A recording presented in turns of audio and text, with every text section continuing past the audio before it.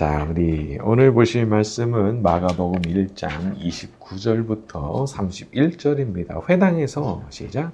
회당에서 나와 곧 야고보와 요한과 함께 시몬과 안드레의 집에 들어가시니 시몬의 잘모가 열병으로 누워 있는지라.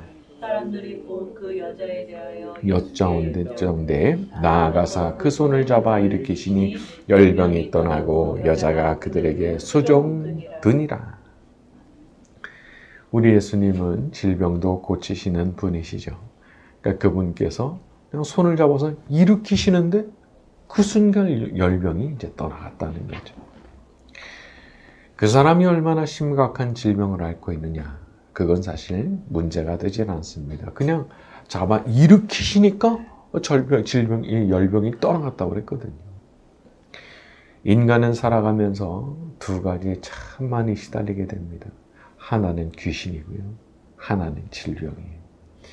그래서 복음서에 이런 얘기가 참 많이 실려 있는 겁니다. 예수님께서 어딜 가시든지 귀신 쫓아내시고 병 고치시고 요거 항상 하시거든요. 우리도 마찬가지죠. 우리가 이 땅에서 참 육신을 가지고 살아가는 한은 이 두 가지한테 어떻게 보면은 지속적으로 시달릴 수밖에 없는 거예요. 하지만 우리 예수님께서 내 곁에 계시는 한 우리는 괜찮죠. 만약에 귀신이 들러붙는다, 그렇게 해도 결국에는 그 귀신 예수님께서 내쫓아 주실 거거든요. 병 들었을 때도 마찬가지입니다. 우리가 기도하고 간구하면 높으신 뜻 가운데서 우리한테 고침을 주실 거니까. 물론 질병이 낫는다고 해서 우리가 영원히 사는 건 아니죠. 한시적으로 고통이 사라지고 육신의 생명이 연장되는 것 뿐이겠지만, 사실 우리는 이런 일들을 통해서 아주 분명히 한 가지를 알게 됩니다. 그게 뭐냐? 우리 예수님께 치유의 능력이 있으시다는 거예요. 무너졌는데 몸이 무너졌거든요. 다시 세워지게 하시고, 완전히 오염됐거든요. 다시 깨끗하게 만들어주시고, 막 썩어 들어가는데 그걸 새살로 바꾸실 수 있는 능력이 우리 예수님께 있다는 거죠. 요한복음의 나서로를 생각해 볼까요? 죽은 지 나흘 누이였던 마르다마저도 이제 냄새 난다고, 이제 시체 돼가지고 냄새 나는데, 그렇게 말했지만 예수님께서는 무덤에서 썩어 들어가고 있던 시체마저도 살려내셨거든요. 심지어 스스로 걸어 나오게 하셨어요. 시체가 걸어 나오도록 만드셨단 말이죠. 우리 예수님께서 고쳐주시면 고쳐집니다. 아무리 오랫동안 나를 괴롭혀왔던 거라고 해도, 어떤 약도 효험을 보지 못했던 거라고 해도 예수님께서 낫게 하시면 그 낫게 되는 거더라고요. 사실 이런 간증들이 얼마나 많은지 몰라요. 다 포기했다고 그러는데 어느 순간 그냥 낫게 하시는 그런 일이 의학으로는 설명이 불가능한 일이 일어나거든요. 혹시 높으신 뜻 가운데 질병이 우리의 영혼과 성품을 다듬으시는 도구로 사용되는 경우도 있기는 합니다. 왜냐하면 사람이 그렇거든요.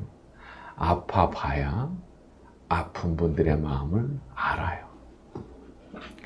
그리고 아프지 않으면 절대 안 꺾이는 교만이 있거든요.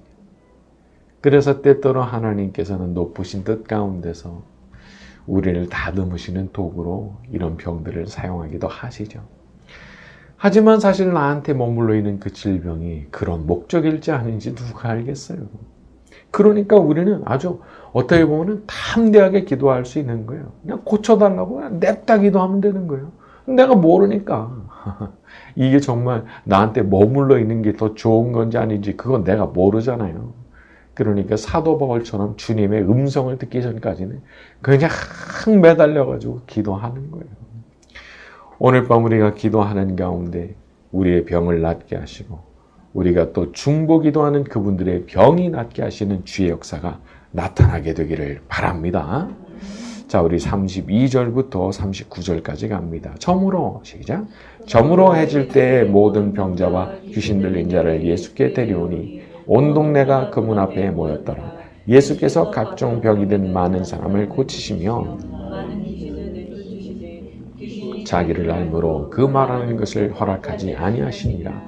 새벽 아직도 밝기 전에 예수께서 일어나 나가 한적한 곳으로 가사 거기서 기도하시더니 시몬과 및 그와 함께 있는 자들이 예수의 뒤를 따라가 만나서 이르되 모든 사람이 주를 찾나이다. 이르시되 우리가 다른 가까운 마을들로 가자. 거기서도 전도하리니 내가 이를 위하여 왔노라 하시고 이에 온 갈릴리에 다니시며 그들의 여러 회당에서 전도하시고 또 귀신들을 내쫓으시더라. 35절에 보면 새벽 아직 밝기도 전에 한적한 곳으로 가서 거기서 기도하시더니, 우리 예수님께서 이 땅에 사시는 동안 아주 특징적으로 보여주신 패턴이 하나 있다면 이겁니다. 항상 기도하셨다는 거. 그것도 사람들이 막 몰려들고 예수님 찾느라고 막 난리 나는데도 그런 인기에 취해 계시는 게 아니라 늘 혼자서 한적한 곳으로 가셔서 혹은 산으로 가셔서 기도하시는 거예요. 여러분, 우리 예수님께서조차도 이 땅에서의 삶을 사시는 가운데 그렇게 철저하게 기도의 삶을 유지하려고 하셨다고 하면 사실 우리 같은 사람들한테는 얼마나 더 그게 많이 필요하겠습니까? 만약 예수님께 필요했던 기도의 분량이 1이라고 하면 우리는 100이고 우리는 1000이고 우리는 10,000이라고 해도 과언이 아닌 거예요. 그분께서 그 정도로 기도하셨다고 그러면 우리는 얼마나 더 많이 기도를 해야 되는 사람들인지. 너무 절실하게 도우심이 필요한 사람은 우리들이잖아요, 우리들. 자, 그럼 예수님께서 그렇게 철저하게 기도 생활을 하셨던 이유, 그리고 그런 기도의 삶을 우리에게 모범으로 보여주신 이유가 뭘까요? 제가 2가지로 정리를 했는데, 첫째, 기도는 하나님 아버지와 대화를 나누고 교통하는 시간이기 때문입니다. 내가 누군가하고 대화를 나누는데 항상 내가 뭐가 필요할 때만 얘기를 나눈다. 건강한 관계가 되겠습니까? 그 사람이 나한테 그러겠죠. 너는 너 필요할 때만 나한테 연락하냐고. 아주 언짢은 거예요. 근데 우리의 기도가 그런 게 돼서는 안 되는 거죠. 우리가 기도를 드리는 아주 중요한 이유 중 하나는요, 이 기도가 본질적으로 뭐냐면 내가 하나님 아버지의 얼굴을 뵙는 시간이기 때문입니다. 이게 아주 기도의 본질적인 부분 중 하나인 거예요. 내가 기도 가운데 하나님 아버지의 얼굴을 뵙는 거. 그러니까 내가 왜 기도하냐? 나 하나님 아버지 얼굴 뵈려고. 나 아버지 만나러 왔거든요. 내가 그래서 기도하는 거예요. 아버지 만나려. 그리고 그런 기도가 이렇게 아버지 하나님의 얼굴을 뵙는 시간이기 때문에 우리 예수님은 그 기도를 무엇보다도 중요하게 생각하셨던 거라 그렇게 볼 수 있는 거죠. 자, 2번째는요. 성실하고 꾸준한 기도가 없이는 인간이 하늘의 능력을 지속적으로 덧입을 방법이 없기 때문입니다. 기도는요, 하늘의 능력으로 충전이 되는 시간입니다. 출애굽기에 모세 40일 동안 하나님 만나고 왔을 때 어떤 현상이 생겼죠? 얼굴에서 광채가 났다고 했죠. 사람이 하나님을 오랜 시간 만나고 오잖아요. 그러면 그 자리에서 신령한 은혜와 능력을 덧입게 되는데 이게 신기하게도 외적으로도 드러나요. 놀라운 일이에요. 단지 기도를 많이 하고 왔을 뿐이거든요. 근데 그분을 보면은 뭔가 달라요. 뭔가 후광이 있다고 그럴까? 아우라가 있다고 그럴까? 그 보이는 거예요. 기도가 그런 시간인 겁니다. 하나님 만나고 오는 시간이기 때문에 그 시간을 통해서 우리가 하늘의 능력으로 충전이 되는 거죠. 오늘 밤 우리의 기도 시간 가운데 그렇게 하늘의 능력으로 충전되는 일이 일어나게 되기를 바랍니다. 자, 우리 40절부터 42절입니다. 한나병 환자가 시작. 한나병 환자가 예수께 와서 꿇어 엎드려 간구하여 이르되 원하시면 저를 깨끗하게 하실 수 있나이다. 예수께서 불쌍히 여기사 손을 내밀어 그에게 대시며 이르시되 내가 원하노니 깨끗함을 받으라 하시니 곧 나병이 그 사람에게서 떠나가고 깨끗하여 진지라. 여기서 중요한 포인트는요.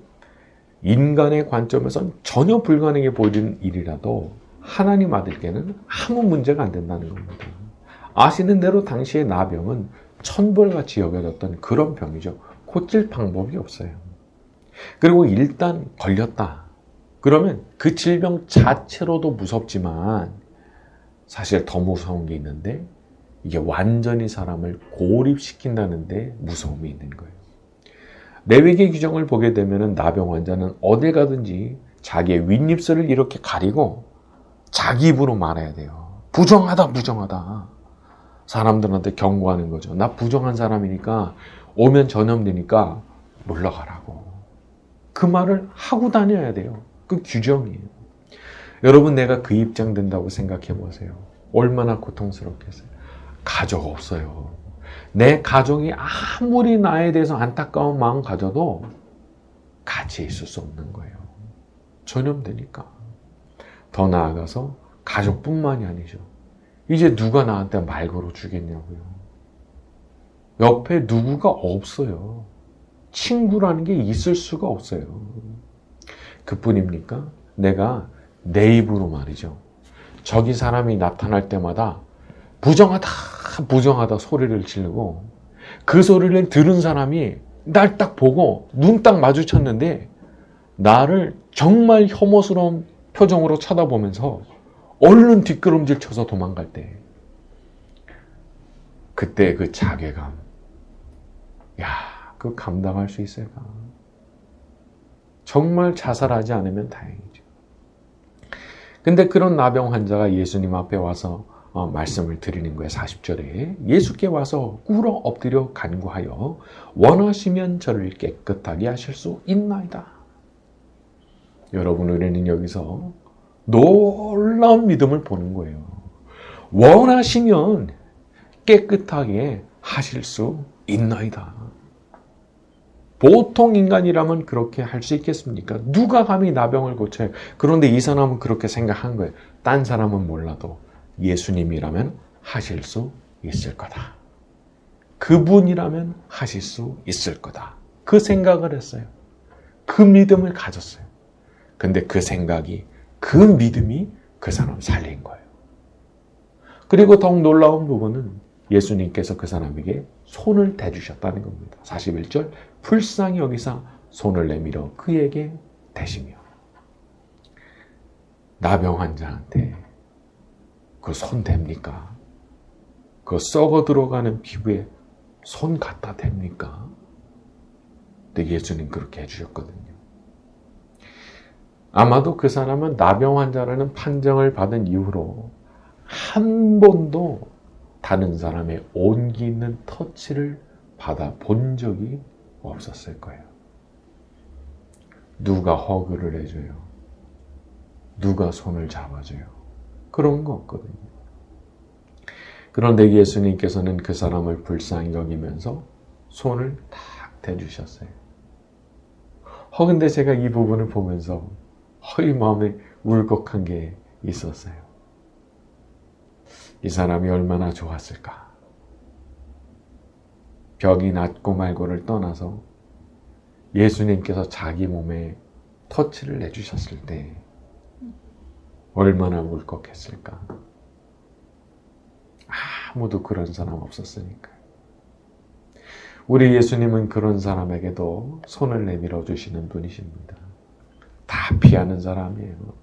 다 피하고 고개 돌리고 외면하는 사람입니다. 누구도 가까이 하고 싶어 하잖아요. 하지만 우리 예수님은 그런 사람의 손이라도 그냥 탁 잡아주시는 분이시거든요.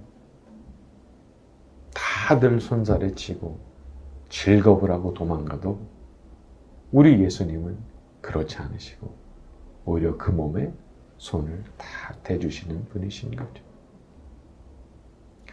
저는 하나님의 아들께서 참 우리 같은 존재를 그렇게 불쌍히 여기시고 우리한테 그런 행동을 해주신다는 게 너무 감격적이다. 그런 생각도 하게 됐습니다.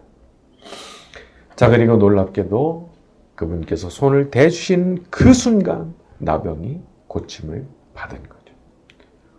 손 대주시는 것만도 영광인데 그 손길로 인해서 나병이 나아버린 거예요. 여러분, 이 사람이 어떻게 해서 이런 복을 받게 된 겁니까? 믿음이거든요. 믿음으로 예수님 앞에 나와서 엎드리고요. 믿음으로 고백하고요. 원하시면 낫게 하실 수 있나이다. 우리 예수님께서 그거 예쁘게 보신 거거든요. 우리 예수님께서 어떤 사람에게 능력과 은혜를 베푸십니까? 누구에게 자비를 베푸십니까? 이렇게 믿음을 가지고 나온 사람. 믿음을 고백하면서 은혜를 구하는 그 사람.